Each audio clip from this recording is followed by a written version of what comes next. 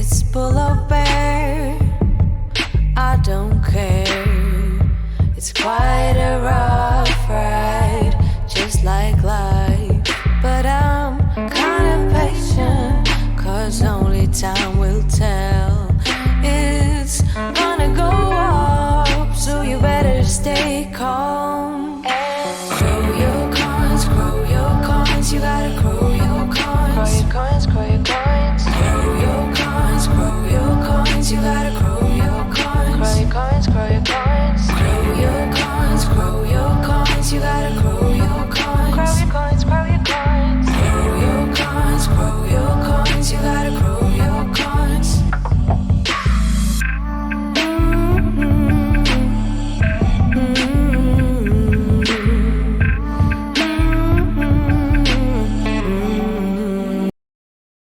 What's up, everybody, ladies and gentlemen? It is 2:49 a.m. my time, and the time you're watching this is probably going to be about 11 a.m. Eastern Standard Time, because that's when I'm going to schedule it.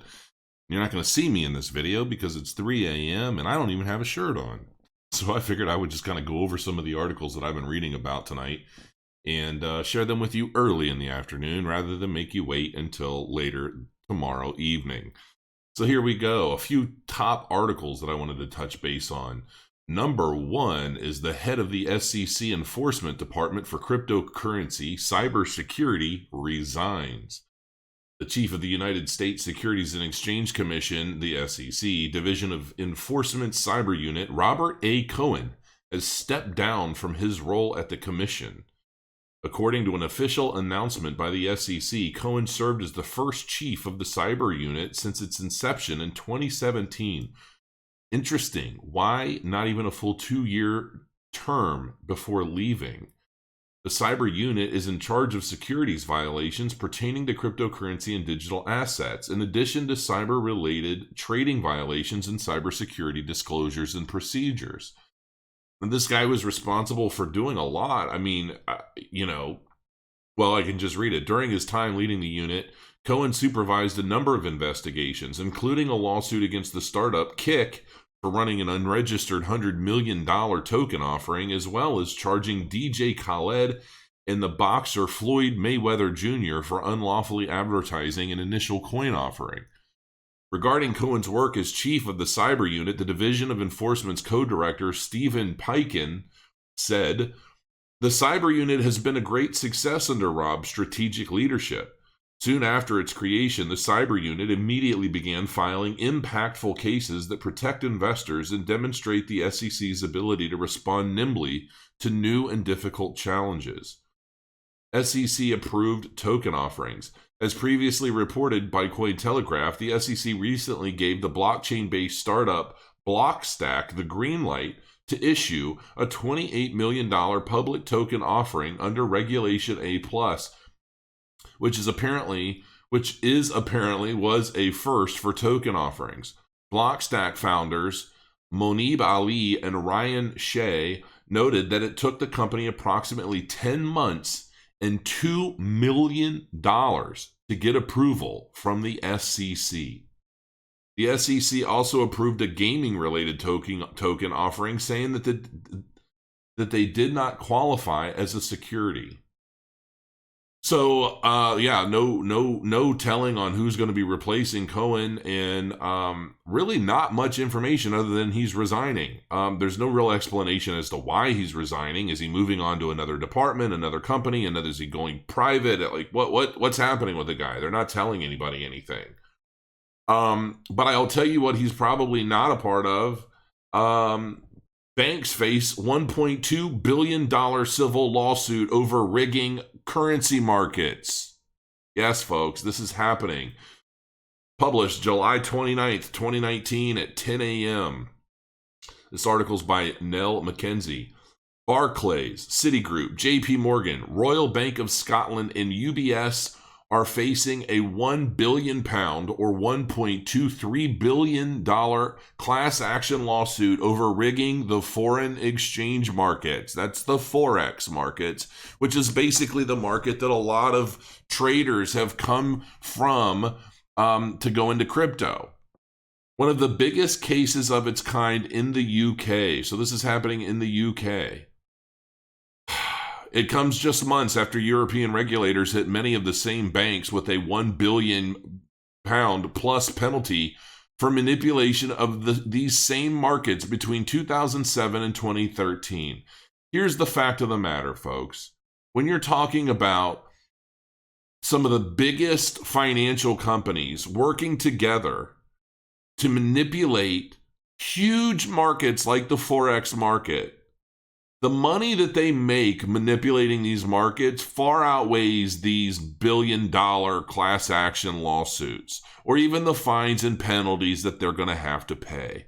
And these guys very likely put lawsuits and fines and penalties. They put that stuff in their business model, man. These guys they plan for this stuff. What should be absolutely illegal. I mean, when you have guys just like this, when you're talking about crypto, DJ Khaled, Floyd Mayweather unlawfully advertising an initial coin offering. You have guys like this paying money for talking about stuff. And then you've got these true criminals who are basically walking around able to, this is the fact of the matter is money talks. And it's a sad truth. And it's something that really frustrates me when I see stuff like this. You've got guys doing prison sentences for far, far, far, far less than these companies. And these guys they pay some fines. These guys are fueling the regulations and the regulatory bodies that are governing them. This is how these companies, this is how these regulators are getting paid. This is how they're making their money. And I guess it's like almost like a necessary evil. These guys are, it's like, okay, well, we're going to let you slide a little on this, a little on that, but we're going to have to nail you, with these fees and penalties for this. And it's almost like, the whole thing to me is such a corrupt load of shit. The new suit alleges that end investors, including pension funds, lost out as a result of the manipulation and deserve compensation. It was filed at London's Competition Appeal Tribunal by Scott & Scott, the U.S. law firm. So they have a U.S. law firm that's handling this. It mirrors a $2.3 billion class action overseen by Scott & Scott 2 years ago. The firm has opened a European office to lead the new claim, according to a person with knowledge of the matter, whoever that is. The news was first reported by Reuters, Barclays, Citibank, or Citigroup, JP Morgan, how's that a surprise, and RBS declined to comment. Class actions are popular means of litigation in the U.S. where they allow multiple parties to sue another under one banner. British courts were cleared to hear cases brought under this framework in 2015. Earlier this year, the European Commission fined Barclays, Citi, JP Morgan, Royal Bank of Scotland, and Japan's MUFG £1.1 billion over collusive behavior in the $5.1 trillion a day foreign exchange markets. This stuff is sickening.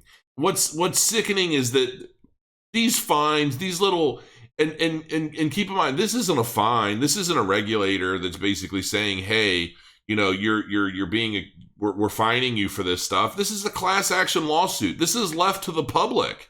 This is the public getting together, basically saying, hey, these guys are manipulating the markets and we want our money back. Where's the regulators that are throwing these guys in jail? You guys, and now granted, this is in the UK. So obviously laws and regulations and things like that are obviously very different but the fact of the matter is, I'm sure if I were to go back and do some digging, I would find a hell of a lot of articles about, these same companies being fined and being slapped on the wrist for doing the same shit in the US. And it's like, it's this kind of shit that you are not going to be able to get away with in the near future. Because I'll tell you right now, with with the way these global economies are, and with the way that the global fiat markets are, the foreign exchange markets and so forth, yeah, we have a lot of manipulation going on in cryptocurrencies right now. I don't see it being as easy to pull a lot of this kind of stuff off, and when crypto finally at some point in the future completely takes over, and there is no Forex exchange. It's all going to be crypto exchanges. And yeah, there's going to be manipulation, but overall, it just frustrates me when I see these big companies. They're obviously thriving on these off of the public, off of pension funds, off of all these different groups. And it's just like these companies should be shut down. I mean, this should just simply not be allowed, plain and simple. But as we all know, that's never going to happen because the dishonesty, the greed, the all of the stuff that these companies are world renowned for, are known for all over. Everybody knows what these companies do, but the money that they pay out in fines and penalties and all that, none of these guys go to jail because that's like killing your cash cow for a lot of these groups. Why would you throw all these people in jail when they're paying you? I mean, these fines and penalties, this is what to a large degree keeps these regulatory bodies going. And, it's almost like a necessary evil to keep these regulators, and, for everybody to keep their jobs. It's like, the police departments that go out and they arrest these drug dealers and so forth. And then they confiscate all of the, the drugs and money. I'm pretty sure once that stuff is no longer found as evidence, it doesn't go to the families it goes to the departments and they buy new flak jackets and new equipment and things like that. I mean, that's just, but the difference is that these criminals are going to prison. The problem is that in these markets, you throw a lot of these key guys pulling this shit in prison and there is no more cash cow. So that's the difference. There are plenty of criminals, plenty of drug dealers, plenty of these people to throw in jail, confiscate their shit, and the different city and the different police departments and so forth, they can continue paying their bills. With these guys, once these guys are gone, who else is there to throw in jail? Who else is there to milk for fines and penalties? Anyway, I'm just rambling. This shit just pisses me off. Bitcoin can make a huge move today as Finex goes to court in Tether case. Well, that's not happening because the judge on Monday, New York Supreme Court Judge Joel M. Cohen said he needed more time to make a final decision on whether to dismiss the NIAG's case entirely or rule the other way and reject. Somebody just subscribed to the channel while I'm shooting this. What's up, Rob Malo? I'm not even live right now. Bitfinex and Tether's motion to dismiss. So basically, the judge is going to be setting up more time. Could be another 90 days before they make an actual final ruling on whether or not the court cases against the whole Tether fiasco is going to move forward. But, in this is kind of a diorama, or not a diorama, but this is a Tether's long history of scandals. In 2016, the Paradise Paper Leak revealed that Tether and Bitfinex share the same CFO, CEO, and CSO. April of 2017, Wells Fargo suspended its services. Wells Fargo suspended its services for Bitfinex and Tether, causing a temporary freeze of wire transfers for the two companies. As of today, the Tether never conducted a full audit from a third-party auditor firm. So in November 2017, Tether was hacked, netting the hacker approximately $31 million worth of USD Tether. The company responded with a temporary hard fork in an attempt to recover the lost funds. In 2017, manipulation of Bitcoin's price.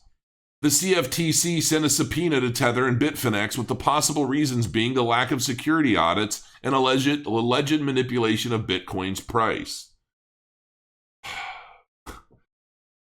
2018. Tether's price crashes. USDT price has crashed due to Bitfinex freezing fiat deposits. October of 2018, burnt 500 million USD Tether. But the company claims that the token burning has no connection to the price of USD Tether. November 1st of 2018, Tether has a new Bahamas bank. Claims that the financial institution had confirmed Tether's reserves that matches the amount of USD Tether tokens in circulation. I mean, look, any way you slice it, to me, while USD Tether provides a very solid service, there are many other stable coins without the bullshit that this company puts on, and without all of the scandal and all of the nonsense that's floating around Tether. And a lot of people are basically saying, look, if this company does get nailed to a cross at some point in the future, well, all the money that's currently sitting in Tether is basically going to get dumped into Bitcoin and other cryptocurrencies. It'd be real nice if this judge wouldn't have waited 90 days, because honestly, this needs to go to court. Now, the flip side to that is, what's the judge basically making his decision on? What sort of evidence does the judge have? This is the kind of stuff that I don't know. It doesn't say in any of these articles. So, but overall, it's saying, look, if Tether gets in trouble, we'll likely see a pretty big pump in Bitcoin and altcoins. So could the news in 90 days, potentially 90 days, it's not saying that this is going to happen in 90 days, could be less than that, but, and why does it take 3 months? I'll never understand why it takes so many of these groups so long to do anything. Why does it take 3 months to make the decision? So I guess we'll see, but as of right now, that's what's happening. Real quick, I'm going to let everybody know I am doing some more reading on Phantom, because I am going to be doing a feature. They did a paid feature before, and I really didn't know as much as I wanted to about them, so I didn't really say that much. And they haven't complained. They haven't said anything, but what I've been seeing about the project, I really kind of dig it. And so know that that's coming, and I'm going to be doing kind of another recap on this project in the future. I'm doing a lot of research on Masari on-chain FX. It's really surprising the kind of data that I'm pulling off of this website. Transaction data, all kinds of stuff. So I'm kind of putting together an Excel spreadsheet of all the projects that I've had an interest in for the last 1.5 to 2 years. And I'm using this as a part of what I'm doing to basically come back and do reviews of a lot of the ICOs and altcoin projects that I've talked about in the past.